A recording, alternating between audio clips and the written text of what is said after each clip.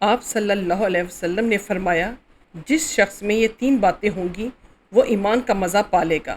ایک یہ کہ وہ شخص جسے اللہ اور اس کا رسول ان کے ماں سوا سے زیادہ عزیز ہوں، اور دوسرے یہ جو کسی بندے سے محض اللہ ہی کے لیے محبت کرے، اور تیسری بات یہ کہ جسے اللہ نے کفر سے نجات دی ہو، پھر دوبارہ کفر اختیار کرنے کو وہ ایسا برا سمجھے جیسا آگ میں گر جانے کو برا جانتا ہے۔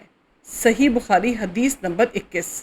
آپ صلی اللہ علیہ وسلم نے فرمایا، جب جنتی جنت میں اور دوزخی دوزخ میں داخل ہو جائیں گے، اللہ پاک فرمائے گا، جس کے دل میں رائی دانے کے برابر بھی ایمان ہوگا اس کو بھی دوزخ سے نکال دو۔ تب ایسے لوگ دوزخ سے نکال لیے جائیں گے اور وہ جل کر کوئلے کی طرح سیاہ ہو چکے ہوں گے، پھر زندگی کی نہر میں یا بارش کے پانی میں ڈال دیے جائیں گے۔ اس وقت وہ دانے کی طرح اگ آئیں گے جس طرح ندی کے کنارے دانے اگ آتے ہیں۔ کیا تم نے نہیں دیکھا کہ دانہ زردی مائل پیچ در پیچ نکلتا ہے؟ صحیح بخاری حدیث نمبر 22۔ رسول اللہ صلی اللہ علیہ وسلم نے فرمایا کہ میں ایک وقت سو رہا تھا، میں نے خواب میں دیکھا کہ لوگ میرے سامنے پیش کیے جا رہے ہیں اور وہ کرتے پہنے ہوئے ہیں، کسی کا کرتا سینے تک ہے اور کسی کا اس سے نیچے ہے۔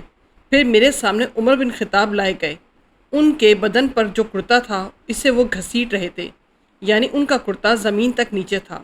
صحابہ رضی اللہ عنہ نے پوچھا کہ یا رسول اللہ اس کی کیا تعبیر ہے؟ آپ نے فرمایا کہ اس سے دین مراد ہے۔ صحیح بخاری حدیث نمبر 23۔ ایک دفعہ رسول کریم صلی اللہ علیہ وسلم ایک انصاری شخص کے پاس سے گزرے، اس حال میں کہ وہ اپنے ایک بھائی سے کہہ رہے تھے کہ تم اتنی شرم کیوں کرتے ہو؟